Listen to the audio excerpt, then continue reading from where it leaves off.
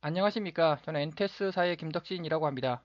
공업연력학 강의 제7강 연력학 제2법칙 등엔트로피 효율 엔트로피 균형식 제6강에 이어서 7강 하도록 하겠습니다.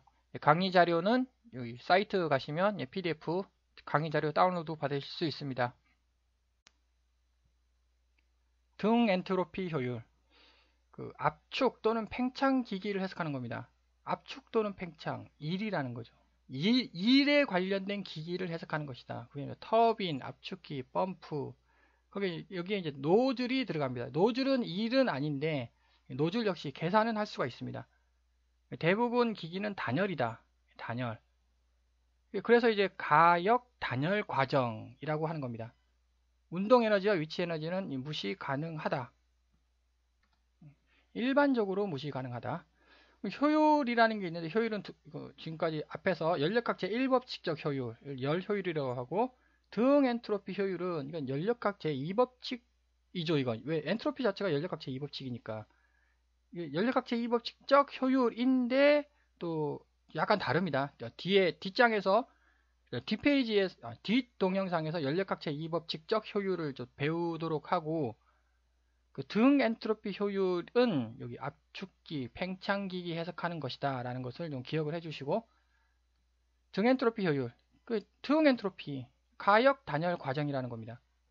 등 엔트로피 이상적인 과정에서 실제 과정이 벗어난 정도 이상적인 과정 등 엔트로피에서 얼마만큼 등 엔트로피를 벗어났냐는 거죠. 등 엔트로피 터빈의 등 엔트로피 효율 에타 T 이렇게 라고 붙입니다. 에타 T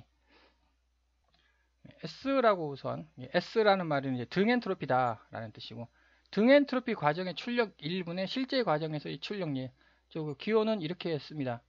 그래서 S라고 이렇게 붙여주고 A는 actual 당연히 우선 현실은 이거죠. 이게 현실이니까 이게 현실이므로 얘는 온도 압력 측정하면 되고요. 얘도 현실의 온도 압력 실제의 온도 압력을 측정하면 얘는 그냥 바로 계산이 됩니다. 이것은 기준점이니까 1번에서 2번으로 가는 겁니다. 그럼 2 빼기 2 빼기 1이 돼야 되는데 그거는 이제 부호 1 빼기 2로 해줍니다. 부호 때문에 그러는 거죠. 양수로 만들자. 그래서 1번이 스타트 출발점이고 2번이 끝점인데 등엔트로피라는 거죠. 그러니까 여기서 P 압력 있지 않습니까? 압력은 실제 압력을 씁니다. 압력은 실제 압력을 쓰는데 그럼 온도가 달라진다는 거죠. 그래서 엔트로피 마찰의 온도를 저하시키는 겁니다. 그래서 S1 왜냐면 이게 여기서 S1이 있겠죠. S1하고 S2하고 같은 겁니다. 그러니까 여기다 S1을 넣어주면 되는 거죠. 역시 수식으로 설명하면은 역시 문제가 이해가 안 가고 그림으로 설명을 해야 합니다. 그래서 그림을 잘 그리자. 이게 온도, 엔트로피, 선도입니다. 터빈, 지금 터빈 한다고 했으니까 이게 터빈이고 들어오고 나가죠. 이렇게 1번에서 들어옵니다. 1번에서 들어와가지고 2번으로 나가. 이게 액추얼인 거예요. 이게 실제는 이렇게 휘어진다는 겁니다. 오른쪽 방향으로 왜? 엔트로피 증가 법칙. 여기서 핵심 단열일 경우 단열이다. 가역 단열이다. 단열일 경우에는 무조건 오른쪽으로 갑니다. 현실은 기억을 해두시고 압력은 똑같죠. 이게 압력 이렇게 1바 이렇게 압력은 똑같습니다. 그래서 여기다가 어쨌든 두 개를 넣어줘야 될 거 아닙니까? 그러니까 압력 1바 넣고요. 여기다가 1바라고 넣고 엔트로피가 같다는 거죠. 여기 1번의 엔트로피 있지 않습니까? 1번의 엔트로피랑 2번의 엔트로피랑 같은 거예요. 그래서 등 엔트로피죠. 이렇게. 그러면 해결이 뭐 끝났습니다. 또 정리를 좀 하자면 무조건 3개가 주어져야 된다. 그런데 어차피 여기는 여기 질량하고 여기 질량하고 약분이 되죠. 그러니까 온도 압력만 있으면 되는 거예요. 온도 줬고 압력 줬습니다. 여기 온도 주고 압력 줬죠. 다 끝난 겁니다. 해석 다 되는 거죠. 1번을 한번 살펴볼까요? 1번을 보면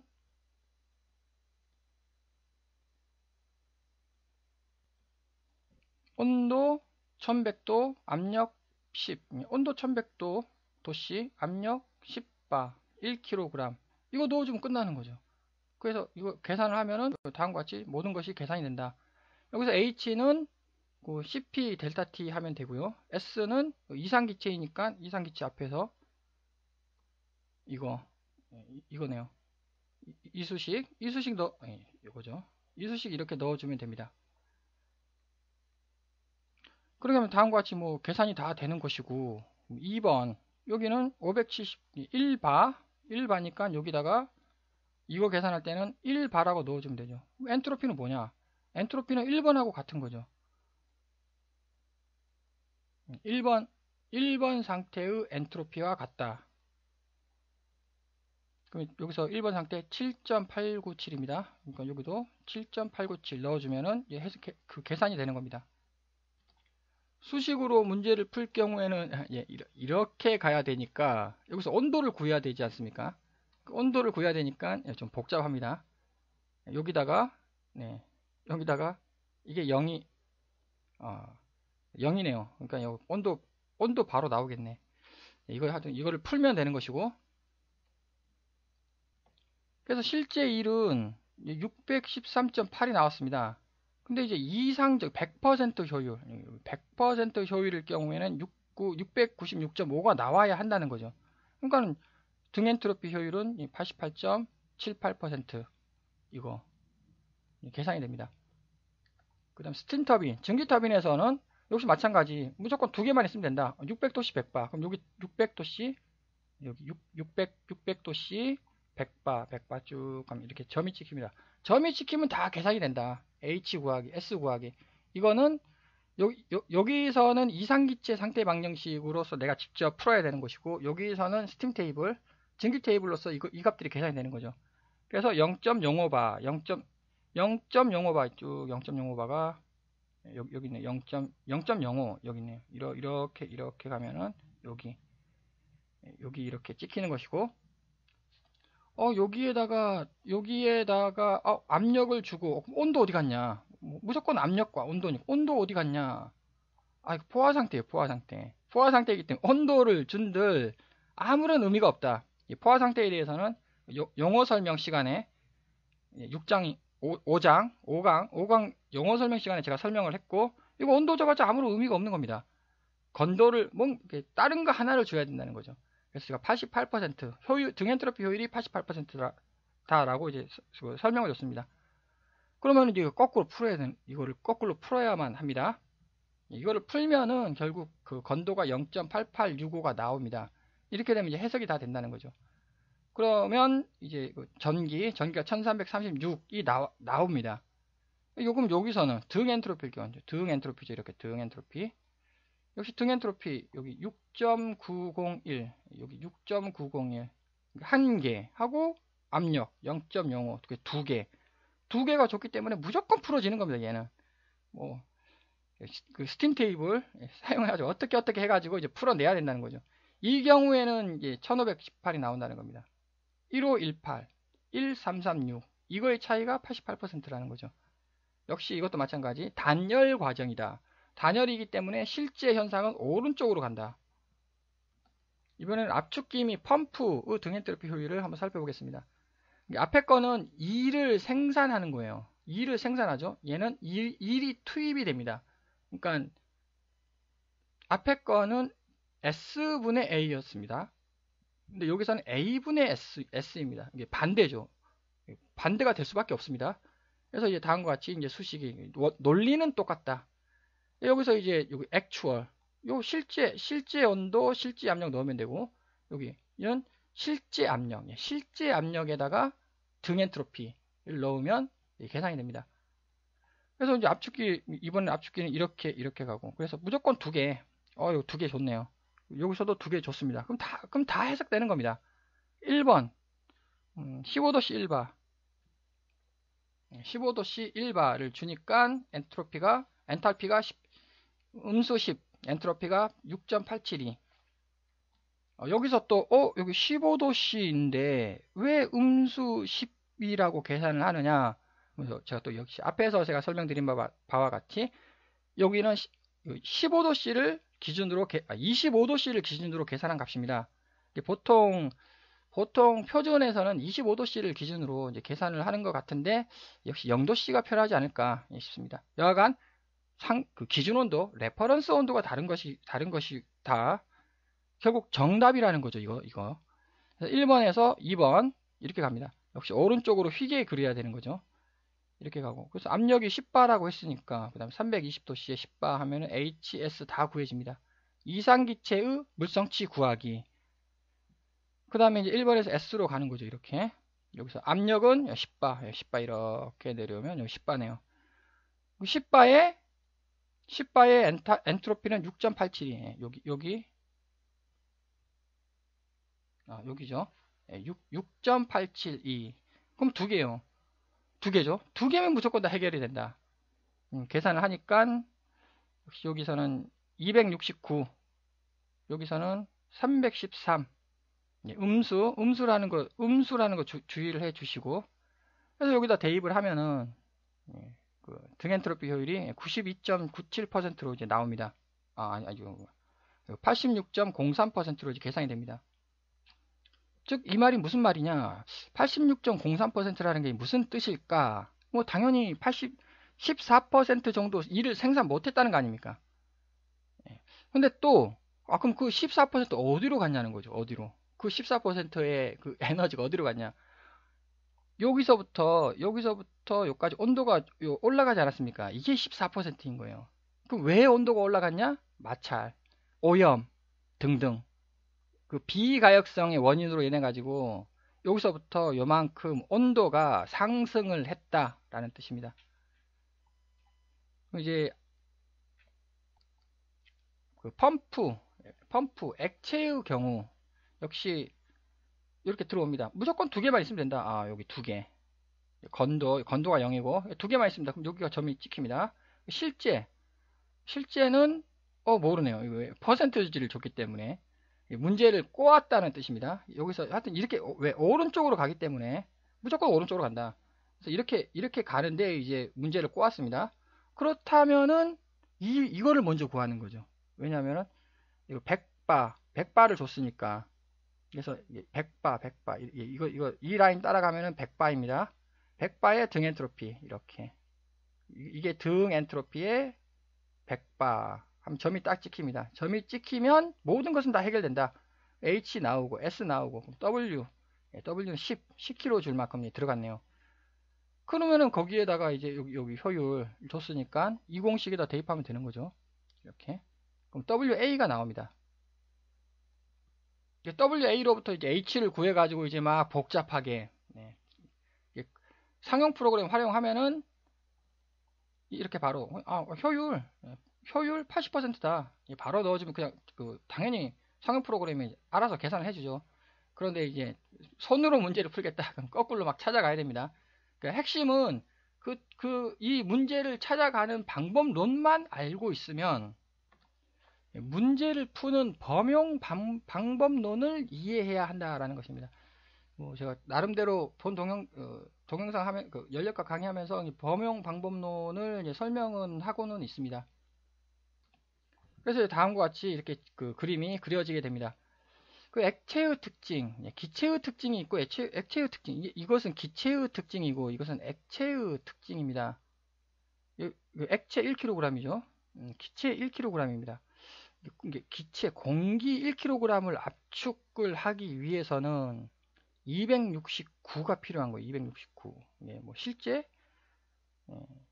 그런데 여기 액체 1kg을 압축하기 위해서는 10밖에 안 되네요. 10. 이거 차이가 너무 나지 않습니까, 이게? 그 이유. 왜 차이가 이렇게 심하게 나느냐? 그게 이거라는 거죠. VDP. 그 공업일 VDP죠, 이거. V가 너무 차이 나는 거예요. 빛체적이.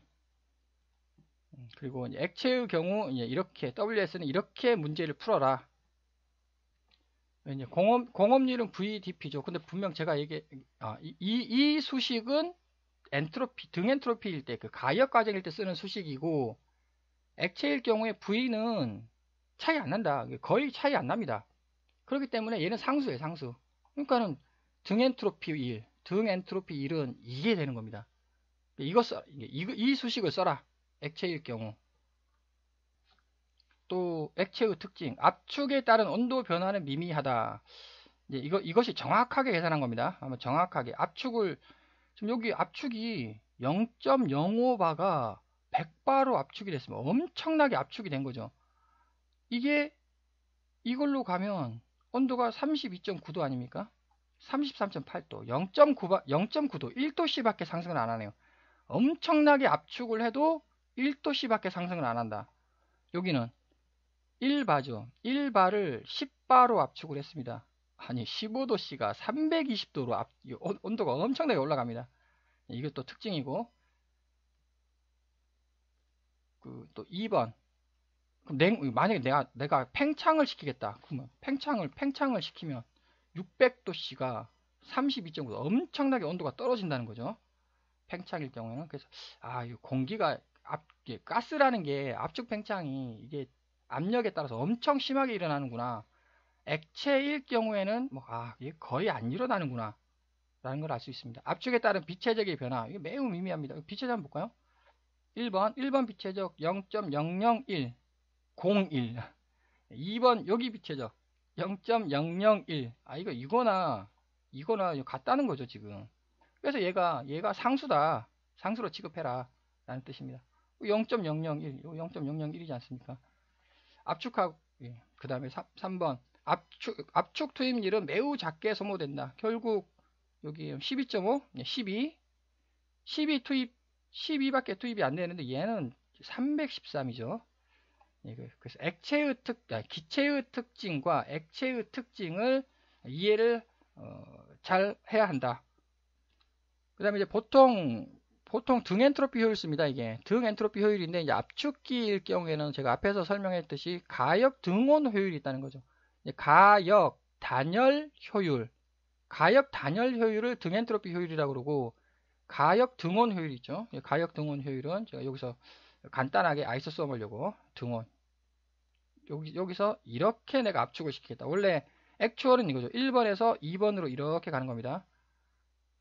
여기는 이제 PV 선도고, 이건 PV 선도, 이렇게 가는 거. 여기는 이제 TS 선도고, 가역 등온 효율이라는 것은 이제 다음과 같이 이렇게 쓰는 거죠. 이거 실제 일이고, 여기는 온도가 같다. 여기는 엔트로피가 같다. 여기 대신 그 T1을 여기다 써주면 되는 거예요.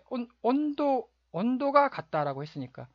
압축기를 의도적으로 냉각시킬 경우 등 엔트로피 효율은 의미가 없죠. 이건 당연히 왜? 단열이 아닌데 의도적으로 냉각을 시켜버렸는데 가역 단열, 의미가 없는 거죠. 단열이 파괴됐으니까. 그래서 이제 여기서 개의 S는 감소하고 주의 S는 증가를 합니다. 이게 무슨 뜻인가? 여기서는 등 엔트로피였죠. 단열일 경우에는 무조건 오른쪽으로 갑니다. 무조건 오른쪽으로 갔죠. 그런데 열을 빼앗아 버리면 얘가 왼쪽으로 가요. 왼쪽으로. 얘가 왼쪽으로 갑니다. 왜? 열을 잃었으니까. 주위 엔트로피는 열을 받았죠. 받았으니까 엔트로피는 증가합니다. 얘는 엔트로피가 감소하고요. 얘는 엔트로피가 증가합니다. 그 합이 무조건 증가한다는 거죠. 그 합을 S 제네레이션이다 라고 제가 설명을 드렸고, S 제네레이션,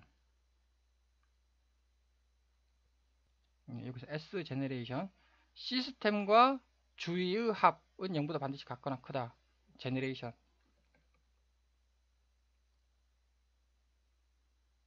그럼 여기서 주위는 어디 갔냐? 단열이니까 0이죠. 단열입니다. 이게 없어요. 이게 없으니까 이건 0 아닙니까? 0. 노즐의 등 엔트로피 효율. 이거는 노즐이 2를 생산하는 기기가 아닌데 결국 속도가 발생을 하거든요. 이게 속도가 발생을 하기 때문에 속도는 1이에요. 이게. 노즐은 속도가 중요하다. 가역 단열 팽창 과정입니다. 이것도 역시 유체를 가속하기 위해 사용을 합니다. 가속 또는 감속. 입구 속도는 일반적으로 무시 가능하다. 이게 수식을 좀 간단하게 문제를 풀려고 이렇게 무시를 하는 것이고요. 일반적인 그 노즐 등 엔트로피 효율은 90% 정도이다. 그러니까 터빈 압축기 등 엔트로피 정의하고 노즐이죠. 노즐에서의 정의하고는 다릅니다. 노즐 출구에서의 등 엔트로피 과정 운동 에너지, 이건 운동 에너지예요. 그럼 왜 운동 에너지가 등 엔트로피냐? 운동 에너지 무지개 좋은 겁니다. 1입니다. 2. 1과 같습니다. 100% 1로 전환 가능하다. 그러니까 1인 거죠. 1. 이것을 다음과 같이 운동 2분의 1 MV 제곱이지만 결국 2분의 1 M은 삭제가 되는 것이고, 이렇게 S분의 노즐 출구에서의 실제 과정 운동 에너지, 즉 이건 결국 실제 속도, 이거는 등 엔트로피가 일 경우 속도, 이거는 결국 다음과 같이 이렇게 뭐 됩니다. 결국은 뭐 같다는 뜻이죠. 그래서 지금 에너지 보존 법칙을 적용해 보자. 에너지 보존 법칙 이겁니다. 여기서 뭐 W는 0이죠. W는 0이고 2분의 1 MV죠. 운동 에너지가 여기 살아남는 것이고, 그럼 여기 V0는 V1은 여기서 일반적으로 무시 가능하다. 왜냐하면 제곱을 씌워버리기 때문에 그런 거죠. 제곱을 씌워버리기 때문에 일반적으로 무시 가능하다. 그래서 다음과 같이 이렇게 적용을 하게 됩니다. 여기서 핵심, 제가 계속 강조하지만 정온을 넣어야 됩니다. 기체의 압력, 이건 좀 이따 설명드리고, 그래서 원래는 이겁니다. 이렇게 이게 에너지 보존 법칙이지 않습니까? 에너지 보존 법칙으로부터 이제 V2를 구하는데, 여기서 당연히 또 이게 질량 M1과 M2는 당연히 질량 보존 법칙이고, 이거는 앞에서 ρ A2 V2 제가 설명을 드렸고, 그러면 이제 여기 V2가 여기서 V2를 계산을 하면은 M1 질량이 계산이 된다. 결국 뭐 같은 말입니다. 내가 질량을 측정했으면 속도가 계산이 되는 거고, 내가 이렇게 속도를 계산을 했으면 질량이 계산이 되는 거죠. 뭐 결국 뭐 닭이 먼저냐 달걀이 먼저냐 그 얘기인 것 같습니다. 그래서 이제 오리피스 및 노즐 형상을 한번 살펴보도록 하겠습니다. 자, 1번이 있고, 1번 여기죠. 2번이 여기입니다. 3번이 여기입니다. 자, 에너지 보존 법칙. 무조건 에너지는 보존됩니다. 1번 에너지, 2번 에너지, 3번 에너지 무조건 같습니다. 자, 1번 에너지 한번 보죠. 1번 에너지 이거 아닙니까? 이거죠. 그럼 2번 에너지는 이겁니다. 3번 에너지는 이거죠. 그러니까 1번 이거는 이거다라는 거죠. 여기서 이제 그 위에서 입구 속도는 일반적으로 무시 가능한 게 무슨 말이냐면, 제가 그림을 이렇게 그렸지 훨씬 더 좁습니다. 이게 좁아가지고 얘는 그냥 0으로 취급하자. 왜? 제곱이 붙어가지고 얘만 살아남는 것입니다. 그래서 1번에서 2번 여기까지 여기를 한번 해석을 해보겠습니다. 그것이 이제 제가 그림이 이것이고, 그래서 1번 들어가는 거 15도씨 2바로 들어간다고 한번 가정을 해보겠습니다. 물론 0m/s 이거 절대 아니죠. 0m/s라 그러면 이게 말이 안 되는 겁니다. 그런데 이제 무시하자라고 이제 가정을 내렸고, 그러니까 1번을 딱 점을 찍는 거죠. 15도씨에 2바이다. 그러면 이제 모든 것이 다 계산이 된다라고 했고, 여기서 이제 나가는 압력 1바가 매우 중요합니다. 압력은 무조건 측정을 해야 되는 거예요. 압력은 무조건 측정해야 된다. 그래서 나가는 압력이 여기가 1바가 되겠습니다. 이렇게. 그래서 1바 이렇게 선을 긋고 등 엔트로피 이거 아닙니까? 등 엔트로피 이거 이렇게. 그럼 여기 만나는 점, 이 점이 이제 딱 찍히는 겁니다. 역시 또 그 이상기체의 등 엔트로피 구하는 그 수식으로부터 다음과 같이 이제 계산이 됩니다. 그걸 풀면 영하 36.8도라는 숫자가 나오는 겁니다. 영하 36.8도 이거 엄청나게 뚝 떨어진 거 아닙니까? 다시 정리를 해보자면 분명 2바가 1바로 같습니다. 아니 뭐 얼마나 같다고 얘가 뭐 2바가 1바밖에 더 되겠습니까? 2바나 1바나 뭐 같은 거 아니냐? 절대 같은 거 아니다. 15도씨가 36.8도씨로 변한다. 그럼 다시 액체는 안 변한다. 액체는 안 변하는데 기체는 엄청나게 변한다는 겁니다. 그래서 여기서 이제 1에서 이제 2로 이렇게 가는 거죠. 그럼 실제 효율은 90%라고 했으니까 뭐 이거는 뭐 측정 주어지는 값이고 얘는 방금 찾았고 여기서 여기서 찾았죠. 그럼 얘가 이제 여기 90%라고 했으니까 이 값이 나온다는 겁니다. 이 값이 나오죠. 아, 이게 뭐냐? 이게 이거라는 거죠.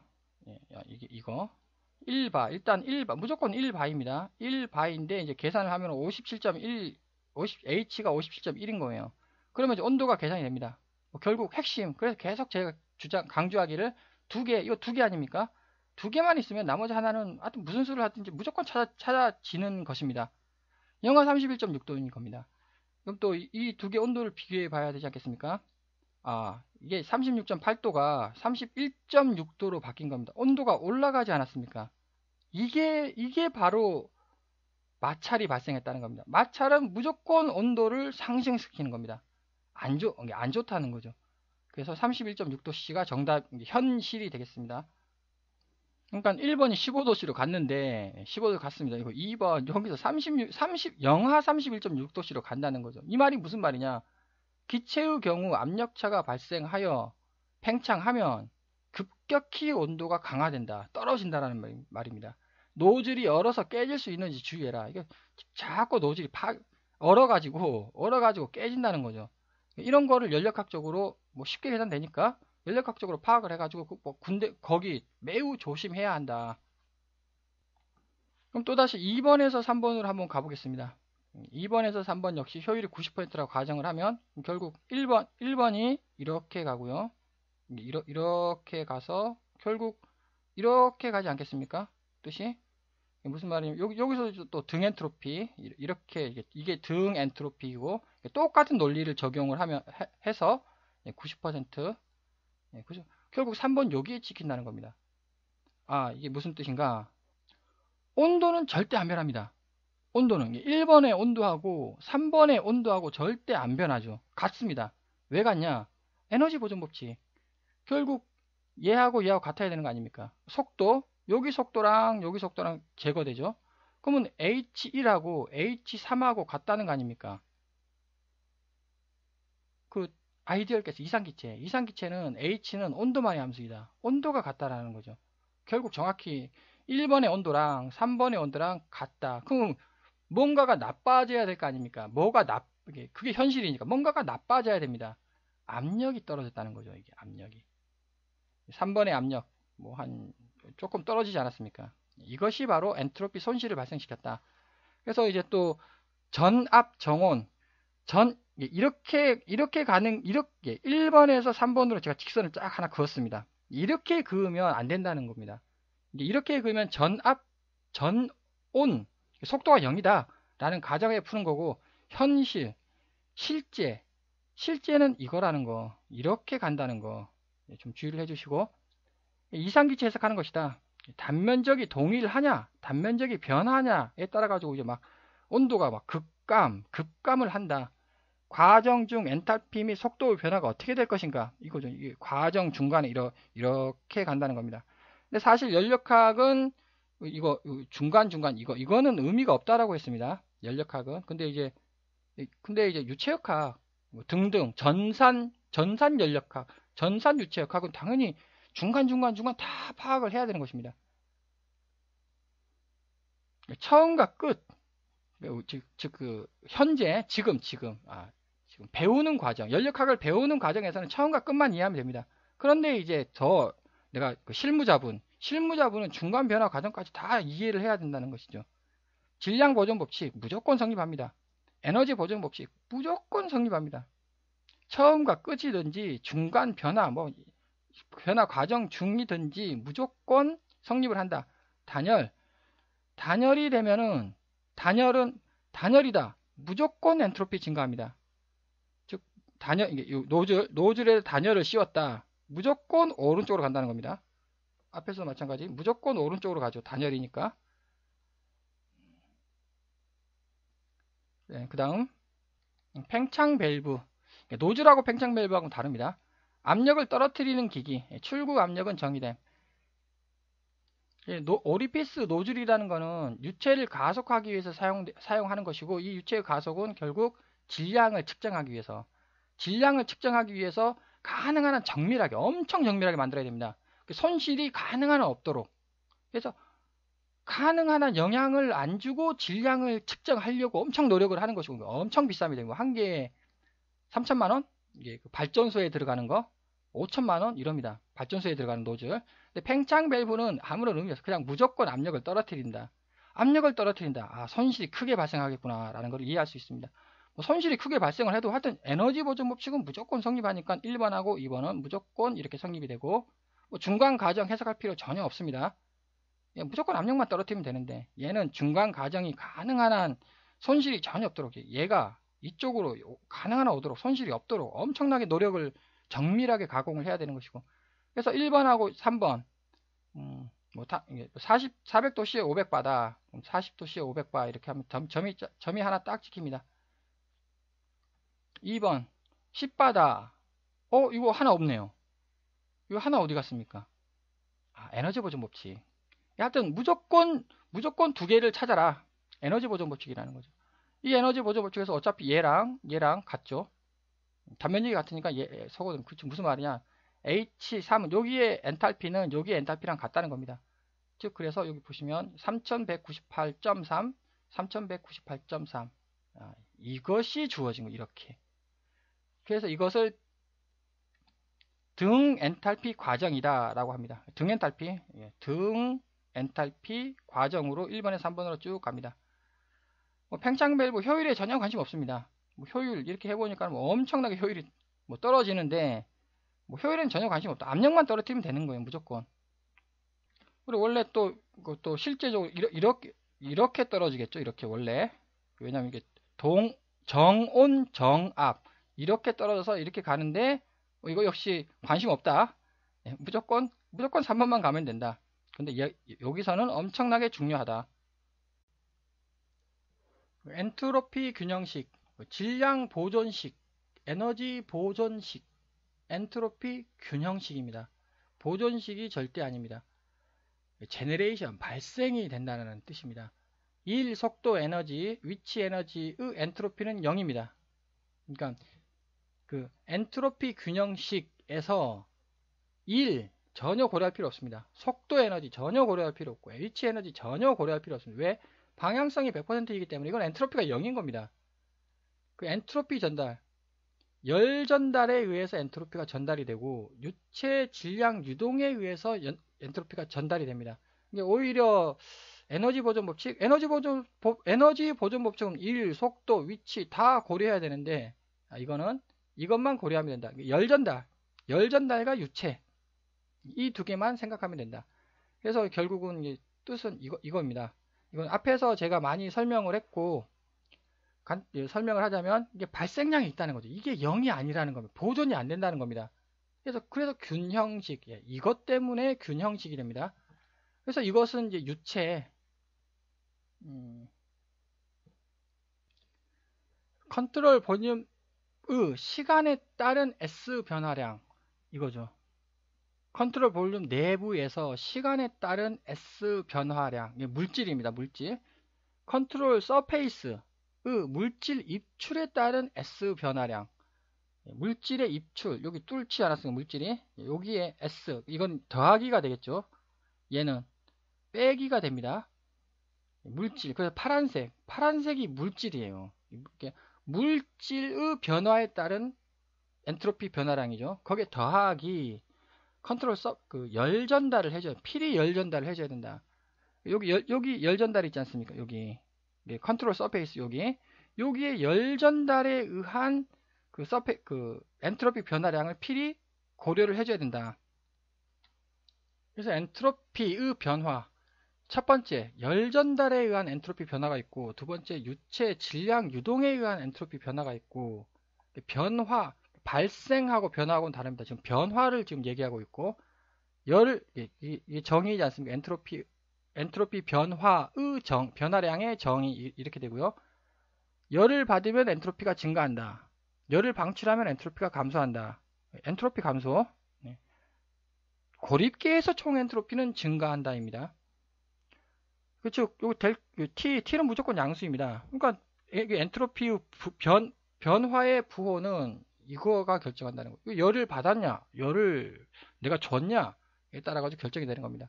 원래 이렇게 쓰는 이게 적분을 해야 되는데 일반적으로 뭐 적분 그 계산기로 적분 못 하니까 당연히 그래서 이렇게 씁니다. 여기서 이게 무슨 뜻이냐? 지금 여기 뭐를 지금 하자면 열 전달에 의한 엔트로피 변화라고 했습니다. 그래서 여기서 이제 그 적분, 적분은 뭐 이렇게 쓰는 거죠. 그래서 TK분의 QK 이 말이 무슨 말이냐면 그 온도가 안 변한다. 온도가 안 여기 컨트롤 볼륨 여기 있습니다. 여기 온도랑 여기 온도랑 여기 온도 전부 다 똑같다. 똑같다라고 하면은 이게 하나죠, 하나. 근데 여기 온도 따로, 여기 온도 따로, 여기 온도 따로, 온도가 따로다. 그러면 다 쪼개야 됩니다. 이거 쪼개라. 쪼개서 계산하는 것이다 라는 뜻입니다.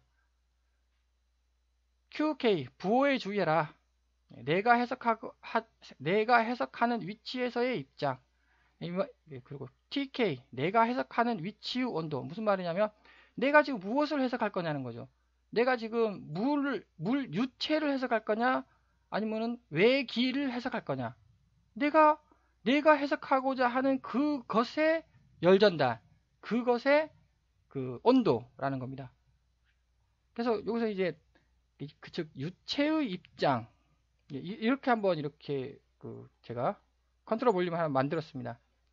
제가 설명하는 이유는 이것을 지금 설명하는 이유는 부호가 헷갈려서 그러는 거죠. 자, 컨트롤 볼륨 이렇게 해서 그러면 당연히 요 안에 있는 유체를 내가 해석하겠다라는 뜻 아니겠습니까? 그러면 유체의 입장에서 한번 생각을 해보죠. 열이 이렇게 갔습니다. 방향이. 그러니까 유체는 열을 받은 거 아닙니까? 그래서 QCV는 에너지 보존식으로부터 구합니다. 일단 다시 말씀드리면 온도가 변해야 QCV가 계산이 됩니다.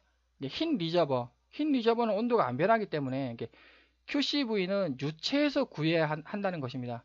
따라서 QCV는 유체의 에너지 보존식으로부터 구하고 열을 받은 거죠. 요거 열을 받았습니다.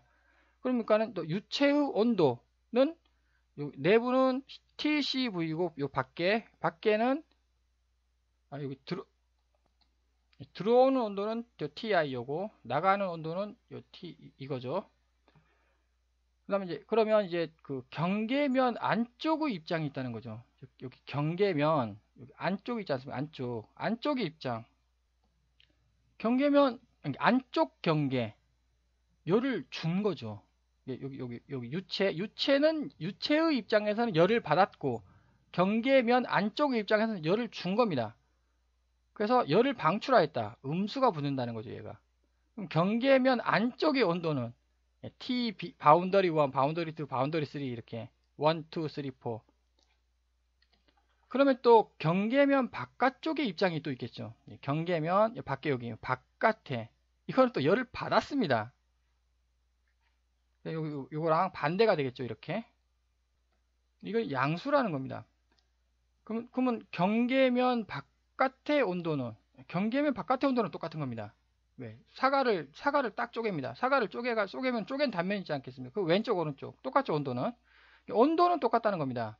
온도는 똑같은데 열이 누구의 입장이냐에 따라 가지고 이게 부호가 좀 많이 헷갈리게 될 수밖에 없습니다. 이거를 명확하게 이해를 하시고 그러면은 또 열조장소의 입장이 있지 않겠습니까? 여기 열조장소 입장에서는 열을 준 겁니다. 열을 줬죠.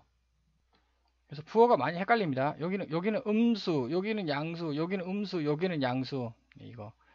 이것이 이제 그림 표현한 게 이거. 열 저장소에서는 열을 줬습니다. 경계면 여기는 열을 받았습니다. 여기는 열을 줬습니다. 여기는 열을 받았습니다. 누구의 입장이냐? 완전 가역. 온도가 모두 똑같아야 합니다. 그게 완전 가역이다. 즉 여기 열 저장소의 온도 있지 않습니까? 열 저장소의 온도랑 여기 온도랑 경계면에서의 온도랑 유체의 온도랑 모두 같다. 그것이 완전 가역이다. 즉 등온 과정. 여기서 등온 과정이 일어나는 거죠. 그게 완전 가역이고 그러면 비가역 실제죠. 실제란 온도가 점점 떨어진다는 거죠. 즉 고온이에요. 여기가 고온이고 여기가 저온이라는 겁니다. 이런 비가역성이라는 겁니다. 그래서 열 저장소의 입장에서는 여기 입장에서 여기 온도가 열량 Q 흰 리저버죠. 여기서 이제 QCV가 아닙니다. Q 흰 리저버. 흰 리저버의 입장에서 Q의 부호를 결정하라는 겁니다. 그럼 온도는 흰 리저버의 온도라는 거죠. 그러니까 이거 주의를 해 주시고, 열 저장소의 Q, 열 저장소의 Q 이거 있지 않습니까? 이거 절대 못 구합니다. 열 저장소 자체로. 왜? 온도가 안 변하는데. 온도가 안 변하는데 어떻게 열을 구하겠습니까? 열 저장소의 Q는 타 유체로부터 구할 것. 이 말이 무슨 말이냐면, 열 저장소도 결국은 유체 아닙니까? 그러니까 바닷물이라고 보죠. 바닷물도 결국 유체인데, 그 유체가 아니라 다른 거, 타유체, 즉 요거라는 거예요. 요거. 여기로부터 Q를 구해야 한다. 온도는 아주 미세하게 변할 거라. 열 저장소의 온도는 아주 미세하게 변합니다. 근데 그것은 온도 측정 오차보다 극히 작습니다. 온도 변화의 유효 자리 수에서도 의미가 전혀 없는 것이다. 그래서 엔트로피, 열 전달에 의한 엔트로피 변화는 이거다. 이렇게 구해라. 유체의 질량 유동에 의한 엔트로피 변화는, 그래서 그 개의 엔트로피 변화라고 하죠. 컨트롤 볼륨의 엔트로피 변화, 요거 더하기 출구 엔트로피 변화량, 이거 빼기 입구 엔트로피 변화량, 이거. 부호는 제가 이것이 양수고 이것이 음수다. 그 이유도 제가 여러 번 설명을 했었고, 그래서 이제 케이스 바이 너무 복잡하지 않습니까? 지금 정리를 잘해야 됩니다. 엔트로피를 구해라. 엔트로피를 구해라. 그 열 전달이냐, 유체냐? 열 전달일 경우에는 이렇게 구해라. 유체일 경우에는 이렇게 구해라. 이 그림 이렇게 구해라. 자, 그럼 케이스 1번. 또 경우수가 또 발생을 합니다. 케이스 1. 유체의 S 발생량을 구하라고. 여기는 뭡니까? 변화량을 구하라고 했습니다. 발생량을 구해라. 단어의 뜻을 정확히 이해를 해야 합니다. 그것이 바로 엔트로피 균형식입니다. 엔트로피 균형식 뭐냐? 분명 유체의 S 발생량을 구하라고 하지 않았습니까? 그러니까 컨트롤 볼륨을 유체에다가 적용해야 되는 겁니다. 컨트롤 볼륨을 유체에 적용해라. 그러면 여기다 이렇게 컨트롤 볼륨을 이렇게 적용을 합니다. 그러면 여기서 이것만 해석하는, 이것만. 왜? 유체만 해석하라고 했는데, 질문, 유체만 해석하라고 했으니까 이것만 해석을 합니다. 그러면 요것의 안쪽인 거죠, 안쪽. 그래서 여기 보시죠. 컨트롤 볼륨을 유체에 적용해라. 유체에 적용했습니다. 유체의 S 변화량 더하기 검사면의 S 변화량. 개와 주위라고 했습니다. 개는 당연히 여기 유체일 것이고, 그럼 주위는 뭐냐는 거죠, 주위는. 여기서. 주위? 요거? 아니라는 겁니다. 왜? 유체의 S 변화량, S 발생량을 구하라고 했는데, 여기 경계면이 주위가 되어버립니다, 이때는. 그 검사면, S 변화량, 이것이 S 발생량, 어떤 거, 유체의 S 발생량입니다. 그러니까 단어의 뜻을 잘 이해해야 한다. 그래서 여기 발생량은 이것은 유체의 발생량이 파란색 이거죠. 더하기, 원래 여기 더하기인데 이게 또 조금 헷갈려. 왜냐하면 교과서에 이렇게 나오니까, 교과서에 이렇게 나오기 때문에 저도 헷갈리는데, 일단 무조건 더하기입니다. 여기 더하기. 무조건 더하기다. 그럼 여기 음수가 왜 붙냐? 어떻게 그래서 헷갈리는, 일단 여기 QK 있지 않습니까? 여기는 누구의 입장이냐? 누구의 입장이겠습니까? 당연히 검사면의 입장이죠. 검사면의 입장은 열을 준 겁니다. 이렇게 열을 줬죠. 유체의 입장에서는 열을 받은 겁니다. 그래서 부호가 이렇게 붙으면, 여기에 음수 부호가 붙으면 이게 무슨 뜻이냐면, QK는 에너지 보존 법칙으로부터 구한 유체의 입장이라는 거죠. 이게 지금 분명 명백히 검사면의 입장에서 엔트로피를 변화를 구해야 하는데, 유체의 입장, QK는 유체의 입장에서 그 숫자를 넣고, TK는 검사면에 온도를 넣어라. 많이 헷갈립니다. 그래서 이제 하여튼 누구의 입장이냐 따라 가지고 이제 부호는 좀 달라진다. 근데 결론은 같습니다. 케이스 2, 주위의 S 발생량을 구하라. 주위의 S 발생량 구하라. 그 말이 무슨 말이냐면 주위에다가 이제 컨트롤 볼륨을 딱 그어야 되는 거죠. 컨트롤 볼륨 이렇게 그으면 주위 이거죠. 그러면은 또 주위도 얘가 유체이지 않습니까? 유체. 바닷물 유체입니다. 유체가 있고 그 검사면이 또 있겠죠. 검사면 안쪽. 그래서 검사 최적을 주위에 적용하는 겁니다. 검사 주위를 딱 적용한 다음에 유체의 S 변화. 여기서 유체, 주위, 바닷물. 여기서 유체는 내가 해석하고 그 요거 여기 유체 이해를 잘 하셔야 되는 것이고 유체의 S 변화량 더하기 검사면의 S 변화량이라는 겁니다. 이렇게. 그러면 이게 뭐냐? 여기서 또 핵심이 나옵니다. 아니 여기는 온도가 안 변한다는 거죠. 여기는 바닷물 온도 안 변합니다. 여기는 온도가 변하기 때문에 S로 이게 수식이 전개가 됩니다. 여기는 절대 안 변합니다. 그래서 이거라는 거죠. 다시 이거 1번. 온도가 안 변할 때 이 수식을 쓰라고. 요거는 뭐 한계죠. 한계니까 흰 리저버 온도를 쓰고 흰 리저버의 HR 열 전달 양을 쓰는 것이고 더하기 검사면에 TK분의 QK 뭐 시그마가 붙는 이유는 이렇게 보면은 한계지 않습니까? 한계면은 시그마 빼는 거죠. 근데 또 얘가 여기는 여기서부터 쭉 가는데 온도가 쫙 변해요. 그러면 이거라는 겁니다. 이게 온도가 같냐? 온도가 쫙 변하느냐? 근데 뭐 대부분 동일하죠. 대부분 동일하니까 한계다. 그래서 이제 계속 좀 부호가 헷갈리는 그래서 제가 이거를 설명을 하는 이유가 이거 부호 헷갈리지 말라라는 뜻입니다. 여기는 여기 이렇게 쓰는 거는 이렇게 써버리면 이거는 여기 유체 입장에서 구한 값이고 저는 여기 절대값은 얘 절대값이랑 얘 절대값이랑 같습니다. 근데 여기는 흰 리저버의 입장에서 구해라. 그래서 이제 음수, 양수 이런 거 생각을 잘 해줘야 하겠습니다. 케이스 3번 범용식 원래 정답은 이겁니다. 엔트로피 총 발생량을 구해라. 그러면은 당연히 1번 유체의 S 발생량 더하기 주위의 S 발생량 하면은 3번이 나오는 것입니다. 그래서 이거를 한번 더 해보죠. 여기서 이거는 이제 범용수식은 이렇게 쓰는 것이고 우리 연력학에서는 이렇게 쓰면 됩니다. 이것 더하기 이것을 해보죠. 그럼 얘랑 서구가 된다는 겁니다. 이게. 즉 경계의 우측, 경계의 좌측은 서로 서고가 돼가지고 결국 얘하고 얘만 남는다는 거죠. 경계는 서로 서고된다. 그래서 이것 더하기 이거라는 겁니다. 그래서 이제 엔트로피 총 발생량을 구하라 라고 하면은 어떻게 이해를 해야 되냐면은 물질들의 S 변화량을 총 더해라 라는 뜻입니다. 물질들. 자, 보시죠. 요거 물질이죠. 물질들. 정확히 말하면 유체. 물질들의 변화량 더하기 여기 물질들의 변화량을 더하라는 겁니다. 좀 더 고급스러운 말로 하자면 얘는 개죠. 개의 변화량, 얘는 주위의 변화량. 근데 그것보다도 물질들 전부 다 더하라고. 물질들 전부 다 더해라. 여기서 또 이제 그 물질들이 무슨 뜻이냐? A 물질이 있겠죠. B 물질이 있겠죠. C 물질이 있겠죠. D 물질이 있겠죠. 거기에 열저장소들이 또 있다는 겁니다. 열저장소들이라는 또 말이 무슨 말이냐?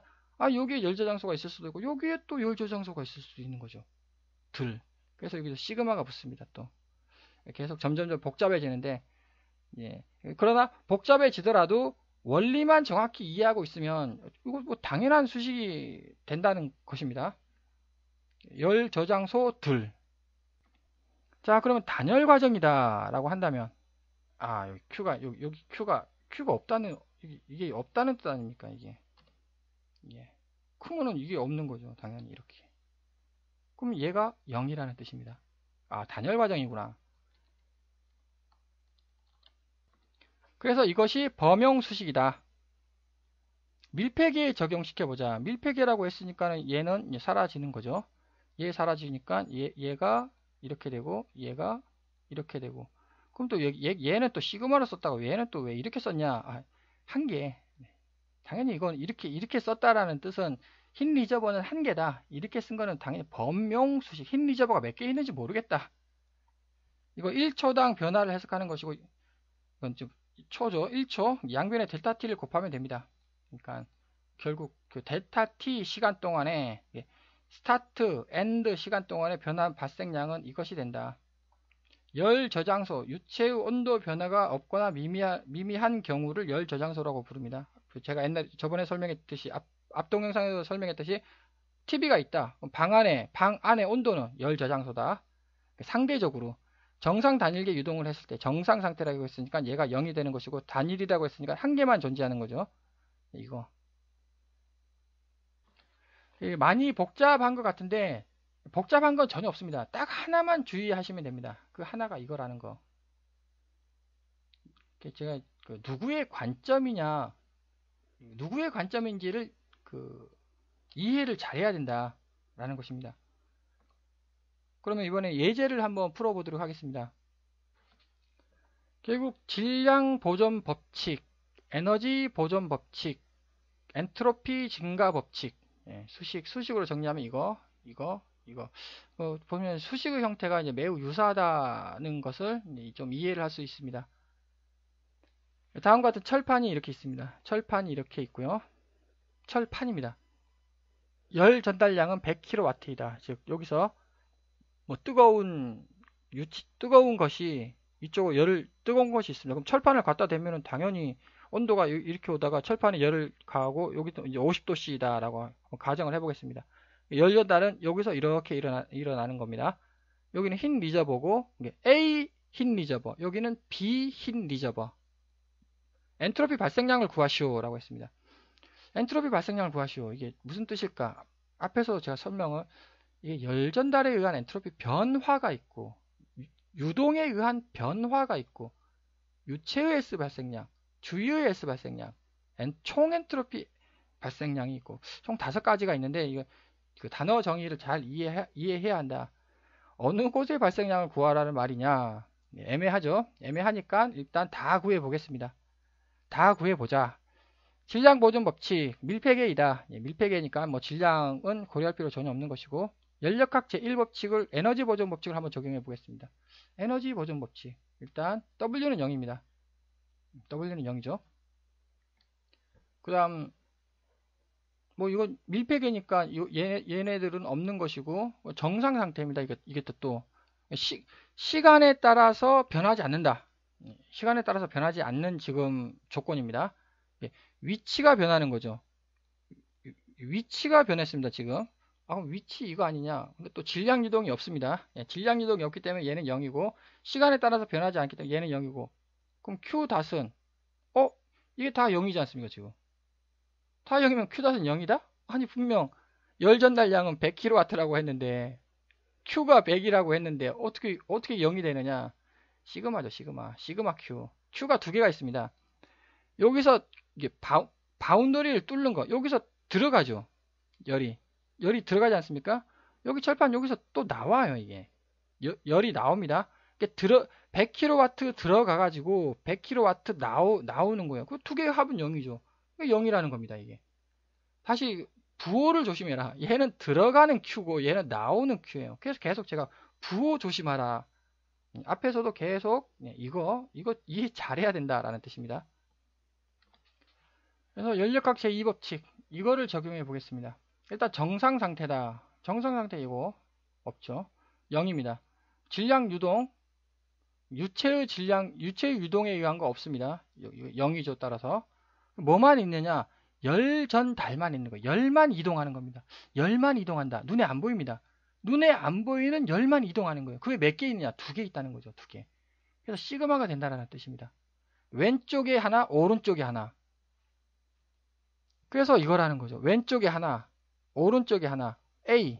자, A라는 관점 여기에다가 한번 그 바운더리를 딱 치겠습니다. 그럼 나는 A만 보면 되는 거예요. A만. 왼쪽에 하나 있죠. 왼쪽에서 들어옵니다. 왼쪽에서 들어오죠. 그게 아니라 A는 흰 리저버죠. 흰 리저버. 그러니까 이렇게 그림을 이해를 해야 합니다. 이렇게 그림을 이해하자. 왜? 흰 리저버니까. 그러니까 흰 리저버 관점에서는 열을 주는 겁니다. 그러니까 음수가 되는 거죠. 그래서 TA분의 Q 더하기는 무조건 더하기라고 제가 얘기를 했었고, 여기 요 점의 관점에서는 여기서는 열을 받은 겁니다. 열을 받았다. 양수가 됩니다. 여기서는 음수가 되고 여기서는 양수가 된다는 거죠. 그래서 A에서의 엔트로피 제너레이션은 7.38. B의 관점 여기에다가 한번 바운더리를 그려보죠. B의 관점에서는 여기 내부는 0이라고 했습니다. 내부는 싹 소거가 되고 요것만 남는다. B의 관점에서는 여기서는 열을 줍니다. 여기서는 열을 받았죠. 그러니까 열을 줬다. 열을 받았다. 24.80이 나오고, C의 관점에서는 역시 C는 흰 리저버입니다. 흰 리저버에 여기는 없죠. 없는 겁니다. 왜? 흰 리저버니까. 흰 리저버의 그 테두리 끝은 없습니다. 바다의 끝은 없다고 봐야 되는 거죠. 여기서 여기서 줬습니다. 그러니까 여기서 열을 줬다. 열을 줬다. 여기서 흰 리저버 C에서 열을 받았다. 이렇게. 온도는 이제 50도씨가 되는, 여기 50도씨, 50도씨, 60도씨, 90도씨, 100도씨. 다음과 같이 9.29가 나옵니다. 이것은 그러면 토탈 총 엔트로피는 이거라는 거죠. 총 엔트로피는 싹 이렇게 이 세 개를 더하면 됩니다. 더하면 이거 이렇게 소거가 돼가지고 결국 얘만 남습니다. 즉 무슨 말이? 그래서 41.47이 나오고, 두 번째 방법은 이거는 이제 세 개를 이제 쪼가리 하나 둘 A, B, C로 쪼갠 거고, 결국은 크게 전체에다가 하나 딱 그리면 됩니다. 전체에다가 하나 그리면 뭐가 됐느냐? 이거는 결국 A하고 여기 A라는 흰 리저버하고 C라는 흰 리저버하고 밖에 없는 거죠. 왜냐하면 여기는 서로 앞뒤로 소거가 됩니다. 이게 앞뒤로 소거된다는 걸 제가 설명을 했고, 그러니까 A 흰 리저버에서는 100을 줬습니다. 100을 줬다. 여기 C는 100을 받았다. 받았으니까 양수가 되는 거죠. 온도는 100도씨, 여기는 100도씨고, 여기는 50도씨고. 그래서 41.47.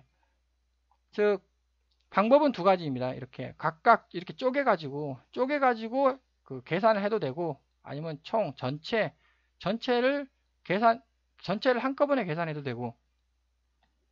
이번에는 쇠구슬을 한번 살펴보겠습니다.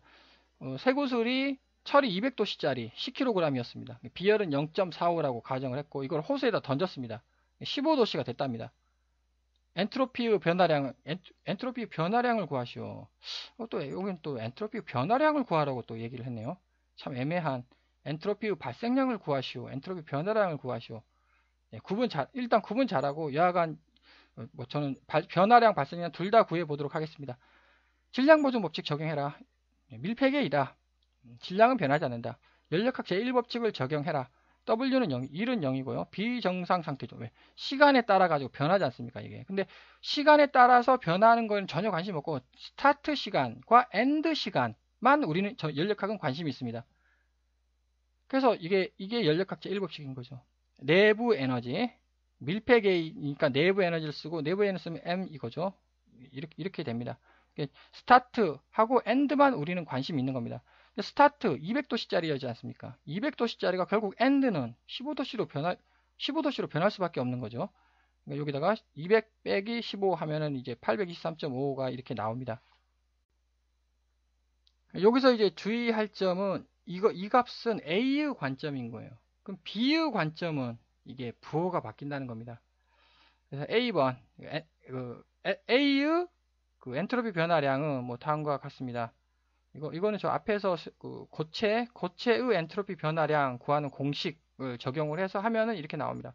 근데 이거 왜 음수냐? 여러 번 얘기했듯이 변화량입니다. 발생량이 아니에요. 변화량. 그 쇠구슬은 열을 잃었습니다. 그러니까 음수가 될 수밖에 없다는 겁니다. 그럼 B의 관점에서 한번 이해를 해보자. 흰 리저버네요, 얘가. 흰 리저버를 해석하는 게 아니라 B를 해석하는 겁니다. B를 해석하려고 딱 보니까 흰 리저버라는 거죠. 흰 리저버, 온도가 안 변한다는 겁니다. 이게 안 변합니다. 안 변해. 한 변하니까 어떻게 구해야 되느냐? 예. 계속 제가 앞에서 계속 설명했듯이 여기로부터 구해가지고 부호를 바꾸는 겁니다. 그러니까 흰 리저버니까 공식 이렇게 써서 이거를 넣으라는 거죠. 이렇게. 그러니까 여기서 이것 때문에 여기 계속 부호가 이게 음수냐 양수냐 이렇게 이제 계속 이런 것들이 헷갈리게 되는 이해를 잘해야 되겠다. 그래서 플러스 양수 2.89 이거는 호수 관점에서는 열을 받았기 때문에 양수가 나옵니다. 그래서 그럼 총 엔트로피는 이 두 개를 더하면 되겠죠. 여기서 또 얘는 유체구나. 유체죠. 얘는 흰 리저버이구나 라는 걸 알 수 있습니다. 무조건 양수가 될 수밖에 없습니다. 그래서 이제 제가 이렇게 설명하는 이유는 왜냐하면 이건 그래도 그나마 간단한 겁니다. 복잡하게 막 구슬이 막 A, B, C, D, E, F, G에다 흰 리저버 1번, 흰 리저버 2번, 흰 리저버 3번 엄청 복잡하면 못 풉니다. 이 문제를 헷갈려가지고 이거라는 거죠. 이거 과정 엔트로피 총 발생량은 각 물질 있지 않습니까? 각 물질의 S 변화량을 싹 더하라는 겁니다. 그럼 각 물질이 뭐냐? 기체가 될 수도 있죠. 유체가 될 수도 있고 고체가 될 수도 있습니다. 고체 이게 고체이잖아요. 철판, 쇠구슬 고체죠. 그러니까 흰 리저버가 될 수도 있습니다. 흰 리저버 여기는 뜨거운 공기고 여기는 호수고 그럼 여기는 물이겠네요. 유체겠네요. 이렇게 유체 여기는 뜨거운 유체 여기는 차가운 유체 그게 다 각각의 물질의 S 변화량을 합해라. 이번에는 그 개방계에 대해서 한번 설명을 해보도록 하겠습니다. 질량 보존 법칙 적용해라. 이거 당연히 3은 1 더하기 2인 것은 너무나 당연한 것 같고, 에너지 보존 법칙 적용해라. Q는, 이게 Q죠. Q는 이거 들어오는 거, 아니, 나가는 거, 빼기 들어오는 거, 이거 또 당연한 얘기입니다.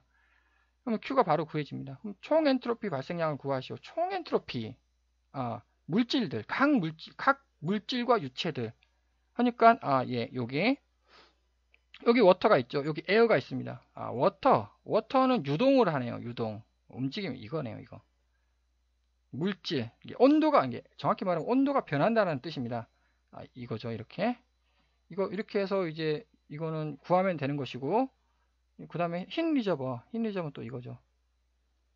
여기서 주의할 거 얘랑 부호가 다르다입니다. 부호가 반대가 된다. 누구의 관점이냐? 이거 한번 설명해 보겠습니다. 이게 주어졌습니다. 갈색 기호는 주어졌다. 그러면 M2 질량 보존 법칙으로부터 M2 바로 구해지고요. 그럼 질량 보존 법칙 여기다가 적용을 해 보겠습니다. 그런데 이게 안 주어졌네요. 이게 무슨 뜻이냐? 질량을 구하라는 뜻 아니겠습니까? M3의 질량을 구하시오. 그 문제의 뜻입니다. 에너지 보존 법칙을 이렇게 딱 적용을 시킵니다. 왜 0이냐? 단열이라는 뜻입니다. 단열을 질량을 미지수 개수와 방정식의 개수는 필히 같아야만 한다. 여기 단열이라는 초록색이라는 말은 내가 단열이 아니다라고 한다면 못 풉니다. 문제를. 그때는 열 전달 양이 얼마다, 열 교환기 효율이 얼마다라고 문제가 주어져야 되는 거죠. 단열이라고 제가 이렇게 단열이다라고 했었고 그래서 그러면 이렇게 이제 문제가 풀어집니다. 여기 보면은 미지수가 이거라는 거죠. 이 두 개. 문제가 풀어진다는 겁니다. 그래서 3번 질량이 계산이 된다. 그래서 문제가 풀어진다. 제너레이션을 구하시오. 그래서 이렇게만 생각하시면 됩니다. 이거. 자, 물질. 1번 물질이 있지 않습니까? 1번 유체, 3번 유체, 거기에 공기, 외부의 공기가 또 있지 않습니까? 이렇게. 그래서 1번 유체의과 1번 빨간색 유체와 파란색 유체의 엔트로피 변화량이 이겁니다. 더하기 공기, 흰 리저버, 단열이라고 했네. 단열, 이거이지 않습니까? 이거 단열, 이게 0입니다. 여기다 이제 쓸 필요가 없다는 거죠. 따라서 이제 핵심, 이게 이제 이 공식이 있고, 그 다음에 이 공식이 있습니다. 그 다음에 범용은 이것과 이것인데 역시 시그마 모든 물질, A 물질, B 물질, C 물질, 그 다음 열 저장소들 관점으로 다 해석한 다음에 싹 합해라.